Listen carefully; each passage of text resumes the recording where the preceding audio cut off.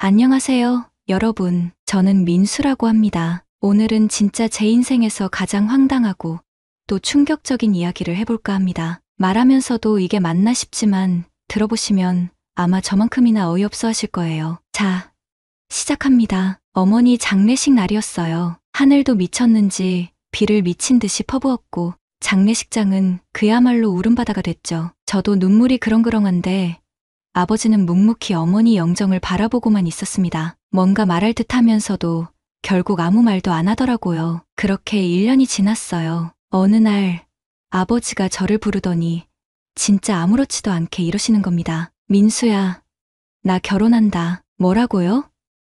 이게 뭔 소리인가 싶었죠. 어머니 돌아가신 지 고작 1년, 슬퍼하셔야 할 시기에 결혼이라뇨?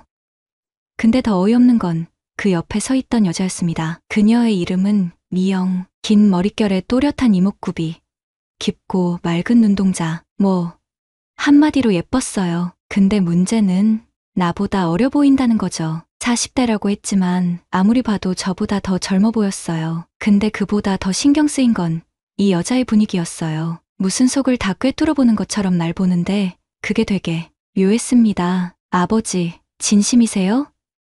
어머니 돌아가신 지 얼마나 됐다고요? 제 목소리가 떨렸어요. 분노, 배신감, 어이없음이 한꺼번에 몰려왔죠. 근데 아버지는 신경도 안 쓰는 듯 미영의 손을 꼭 잡고 환하게 웃고 있었어요. 그 웃음이 너무 낯설었습니다. 솔직히 좀 무서웠어요. 며칠 뒤 아버지는 정말로 간소한 결혼식을 올렸고 저는 가지 않았어요. 축하할 수도 없고 이해할 수도 없었습니다. 그날 밤 저는 어머니와 추억이 담긴 호숫가에 혼자 나와 있었습니다. 바람이 비릿하게 불어오고 물 위에 뜬 달빛이 흔들렸어요. 술 한 모금 들이켰죠. 아버지, 대체 왜 이러세요? 수면에 비친 제 얼굴이 일그러져 보였습니다. 제가 아버지 댁에 간 건 결혼 후 한 달이 지나서였어요. 아버지가 저녁이나 같이 먹자고 하셔서 오랜만에 뵈러 갔어요. 근데 집에 들어서자마자 뭔가 느낌이 싸한 거 있죠? 거실 한가운데에 상다리 부러질 듯한 밥상이 차려져 있고 그 옆에 미영이 싹 미소를 지으며 서 있더라고요. 민수 씨, 많이 드세요. 제가 직접 담근 김치예요. 이게요, 그냥 보면 아들 챙기는 새엄마 느낌일 수도 있는데 뭔가 이 분위기가 오싹했어요. 말은 다정한데 눈빛이 묘하게 저를 피하는 것 같고 아버지는 완전 다른 사람이 되어 있었어요. 아니, 원래 저렇게 애교 많고 스킨십 많은 분이 아니셨는데 미영한테 찰싹 붙어서 싱글벙글하는 게 너무 낯설었어요. 그리고 밥을 먹는데 이상하게 체한 것처럼 속이 불편한 거예요. 음식이 맛이 없어서 그런 게 아니라 그 분위기 자체가 저를 숨막히게 만들었어요. 여러분이라면 어땠을 것 같아요? 그렇게 밥을 먹고 나서 화장실을 가려는데 안방 앞을 지나게 됐어요. 근데 문이 살짝 열려 있었고 침대 옆 탁자 위에 약병들이 쫙 깔려 있는 거예요. 여러 개. 순간 심장이 철렁했어요. 제가 약사잖아요? 딱 봐도 이건 단순한 비타민이 아니었어요. 정확한 약명을 보진 못했지만 제 경험상 이 정도 약병이 필요하다면 뭔가 건강에 심각한 문제가 있거나 아니면 뭔가 수상쩍은 일이 있다는 얘기거든요. 아버지가 아픈 건가? 아니면 미영이? 머릿속이 복잡해졌어요. 근데 더 이상한 건 그날 이후 아버지가 저한테 연락을 거의 안 한다는 거예요. 전화를 해도 바쁘다 한마디만 남기고 툭 끊어버리고 예전 같았으면 아무리 바빠도 제 얘기는 다 들어주시던 분이었는데 완전 다른 사람이 되어버린 느낌이었어요. 그러던 어느 날 제가 우연히 아버지 집 근처를 지나가게 됐어요. 그런데 창문에 불이 켜져 있었고 안쪽에서 미영이 전화통화를 하고 있더라고요. 표정이 장난 아니었어요. 되게 심각한 얼굴로 막 손으로 얼굴을 문지르고 중간중간 눈물도 훔치는 것 같았어요. 그냥 평범한 전화 같진 않았어요. 그리고 그 순간 소름이 확 돋은 게 미영이 창밖을 힐끗 본 거예요. 저는 반사적으로 몸을 숨겼습니다. 심장이 쿵 하고 내려앉았어요. 뭐야? 내 위치 알았나? 괜히 혼자 호들갑 떠는 건가 싶으면서도 뭔가 정말 이상했어요. 그날 이후 저는 미영을 좀 더 주의 깊게 살펴보기로 했어요. 일부러 아버지 댁에 들릴 핑계를 만들고 자연스럽게 집 안을 둘러봤죠. 하지만 아무리 봐도 특별히 이상한 점은 찾지 못했어요. 그날 평소처럼 퇴근하고 집에서 쉬고 있었어요. 휴대폰이 울리길래 무심코 받았죠. 근데 전화기 너머로 들려오는 목소리가 너무 차분해서 오히려 더 소름이 끼쳤어요. 민수 씨, 아버님이 뇌경색으로 순간 머리가 하얘지더라고요. 손에 들고 있던 컵을 떨어뜨릴 뻔했어요. 심장이 쿵 내려앉고 손이 덜덜 떨려서 휴대폰을 쥐고 있는 것도 힘들 정도였어요. 정신없이 병원으로 뛰어갔어요. 혹시라도 늦지 않기를, 기적적으로 괜찮아지시기를 바랐는데 이미 늦었습니다. 아버지는 의식을 찾지 못한 채 그대로 세상을 떠나셨습니다. 병원 복도로 들어섰을 때 한쪽에서 홀로 앉아 있는 사람이 보였어요. 미영이었어요. 근데 그 순간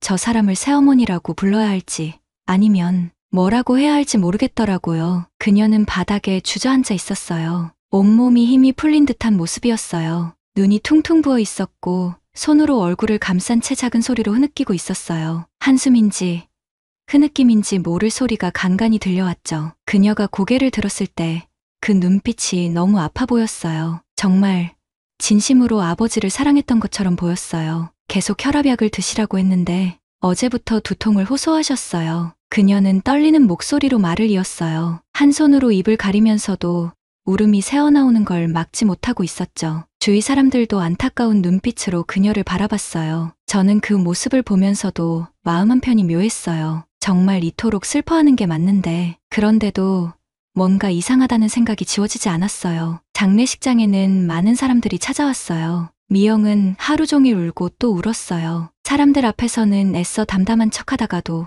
조문객이 줄어들면 다시 무너져 내리듯 흐느꼈죠. 그런 모습을 보면서도 저는 마음이 복잡했어요. 그런데 이상한 건 몇몇 낯선 방문객들이었어요. 그 사람들이 미영을 볼 때마다 묘한 눈빛을 보냈어요. 뭐라고 설명해야 할까? 위로하는 눈빛이라기보단 무슨 말을 삼키고 있는 것 같은 그런 느낌이었어요. 미영도 그들을 볼 때마다 순간적으로 표정이 변했어요. 잠깐 멍해지다가 애써 모르는 척하며 고개를 돌리더라고요. 저는 참다 물었어요. 미영 씨, 저 사람들 누구예요?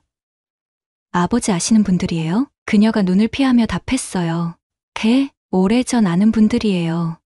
그냥 신경 쓰지 마세요. 신경 쓰지 말라고? 그런 말 들으면 더 신경 쓰이는 거 아시죠? 장례식 마지막 날, 대부분의 조문객들이 돌아가고 조용해졌어요. 미영은 홀로 앉아 있었어요. 불 꺼진 방 안에서 가만히 손을 모은 채 깊은 생각에 잠겨 있더라고요. 미영 씨, 괜찮으세요? 그녀는 아무 말 없이 고개를 끄덕이더니 조용히 눈물을 흘렸어요. 하지만 이번에는 조문객들 앞에서 보였던 오열과는 달랐어요. 그 눈물에는 슬픔만 있는 게 아니었어요. 깊은 후회인지 미처 말하지 못한 비밀 때문인지 모를 감정이 담겨 있었어요. 전 입을 때려다 결국 망설였어요. 무슨 말을 해야 할지 모르겠더라고요. 그래서 그냥 나중에 다시 올게요. 라고 말하고 나왔죠. 근데 집을 나서는 순간부터 뭔가 기분이 이상했어요. 뭐랄까, 설명할 순 없지만 직감적으로 알겠는 느낌 있잖아요? 미영이 감추고 있는 게 뭘까? 아버지가 돌아가시고 일주일 후 상속 문제 때문에 다시 집을 찾았어요. 사실 속마음으로는 미영이 아버지의 재산을 노린 게 아닐까 하는 의심을 지울 수가 없었거든요. 솔직히 어디서 온 사람인지도 모르는 그녀가 아버지가 돌아가시고 나서도 집을 차지하려 들 거라고 생각했어요. 그런데 그날 미영이 한 말이 진짜 예상 밖이었습니다. 민수 씨, 저는 아무것도 받지 않겠습니다. 그리고 집도 나가겠습니다. 순간 머리가 띵했어요. 아니, 뭐라고요? 솔직히 이런 상황이면 남아서라도 뭘 좀 챙기려 하지 않나요? 근데 미영은 전혀 그런 기색이 없었어요. 오히려 당장이라도 떠날 사람처럼 말하더라고요. 아니요. 그대로 사세요. 이 집 쉽게 팔리지도 않을 거고 혼자 어디 가시려고요? 정말 괜찮으세요? 네.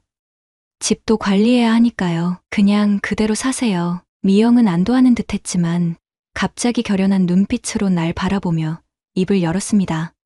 사실 민수 씨한테 말씀드려야 할 게 있어요. 저와 아버님은 사실 재혼한 게 아니에요. 그 순간 심장이 덜컥 내려앉았습니다. 뭐라고요? 밤이 깊어갈수록 미영의 이야기는 끝도 없이 이어졌어요. 그녀는 아버지 친구의 딸이었고 한때 평범한 가정을 꿈꿨지만 현실은 악몽 그 자체였어요. 남편은 점점 폭력적으로 변했고 결국 참을 수 없던 미영은 이혼을 결심했죠. 하지만 그게 끝이 아니었어요. 전 남편은 경찰 출신이었고 이혼 후에도 집요하게 스토킹을 했어요. 전화, 문자, 집 앞에서 기다리는 건 기본이었고 심지어 그녀의 직장까지 찾아와 난동을 부리기도 했죠. 경찰에 신고해도 소용없었어요. 내부적으로 다 무마되었거든요. 견디다 못한 미영은 친정으로 도망쳤지만 거기서도 지옥이었어요. 전 남편이 미영의 부모님을 협박했고 그녀의 아버지는 그 충격으로 쓰러져 병원에 입원할 정도였어요. 그런 상황에서도 전 남편은 끊임없이 그녀를 괴롭혔고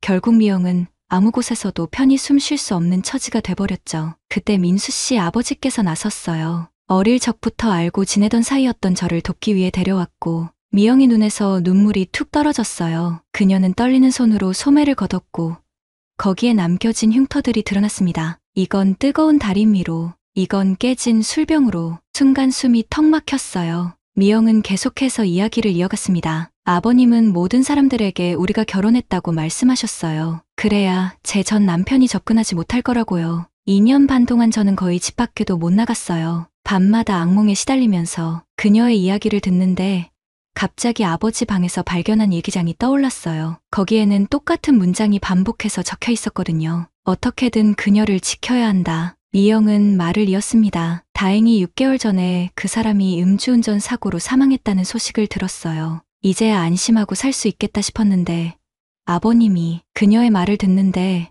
저는 뼈마디까지 후회가 몰려왔어요. 솔직히 저는 유흥업소에서 일하던 여자한테 아버지가 넘어간 거라고 별별 생각을 다 했었거든요. 근데 그게 얼마나 한심하고 잘못된 생각이었는지 어느 날은 문득 그녀의 과거가 궁금해졌어요. 아버지 친구의 딸이라는 말이 사실인지 확인하려고 직접 그녀의 친정을 찾아갔습니다. 병원 침대에 누워 계시던 그녀의 아버지는 저를 보자마자 알아보셨습니다. 민수구나. 내 아버지가 내 딸을 구해줬어. 내가 이렇게 누워있어서 아무것도 할 수 없었는데 정말 고마운 분이었어. 그제야 모든 이야기가 맞아떨어졌습니다. 집으로 돌아오는 길, 가슴이 이상하게 먹먹했어요. 괜히 의심했던 게 미안하기도 하고 아버지가 어떤 마음으로 그녀를 지켜줬을지 생각하니 또 눈물이 날 것 같기도 했고요. 집에 도착하니 미영 씨가 정원에서 꽃을 가꾸고 있었어요. 봄 햇살이 내리쬐는 정원 한가운데서 그녀가 서 있는 모습은 마치 영화 속 한 장면 같았어요. 오셨어요? 저녁 준비했어요. 그녀의 밝은 미소를 보는데 가슴이 이상하게 두근거리더라고요. 저녁을 먹고 우리는 아버지 사진 앞에서 술을 한 잔 기울였어요. 그녀는 아버지와 함께했던 기억을 이야기했고 저도 어릴 적 아버지와의 추억을 떠올렸습니다. 아버님은 항상 민수 씨 이야기하셨어요. 얼마나 자랑스러워하셨는지 몰라요. 그 말을 듣는 순간 눈물이 왈칵 쏟아졌어요. 그런데 그때 미영 씨가 조용히 손수건을 내밀며 제 어깨를 토닥이더라고요. 그녀의 손길이 따뜻했어요. 그런데 손을 뻗어 손수건을 받는 순간 우리 손이 살짝 맞닿았는데 이상하게 떨리더라고요. 그녀도 그 떨림을 느낀 것 같았어요. 그날 이후 저는 더 이상 고민하지 않기로 했습니다. 결국 저는 그녀와 함께 살기로 했어요. 처음에는 아버지를 향한 미안함이 컸지만 점점 이게 아버지의 마지막 선물이 아닐까 하는 생각이 들었어요. 시간이 흐르면서 우리는 서로에게 익숙해졌어요. 그녀는 생각보다 강했고 또 따뜻했어요. 어느 날 퇴근하고 집에 돌아왔는데 미영 씨가 주방에서 요리를 하고 있었어요. 순간 뭔가가 확 끓어오르더라고요. 등 뒤로 다가가서 그녀의 허리를 감싸 안았어요. 그녀는 놀라서 돌아봤지만 곧 미소를 지으며 제 품에 기대더라고요. 민수 씨, 그날 밤 우리는 말없이 서로의 온기를 나눴어요. 그녀의 따뜻한 체온과 귓가에 들려오는 부드러운 숨소리, 모든 것이 너무도 자연스럽고 또 너무도 강렬했어요. 오래 기다린 것처럼, 마치 원래 그래야만 했던 것처럼요. 아침이 밝고 저는 여전히 곤히 잠든 그녀를 바라보면서 문득 이런 생각이 들었어요. 이 모든 게 정말 현실일까?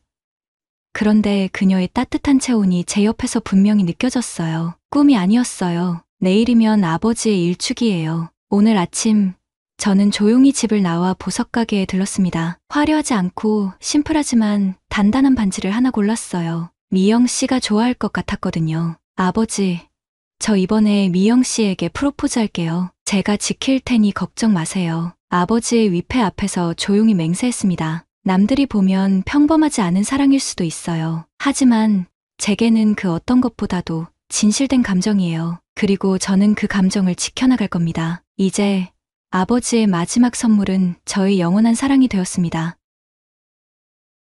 오늘의 사연은 여기까지입니다. 구독과 좋아요는 사랑입니다.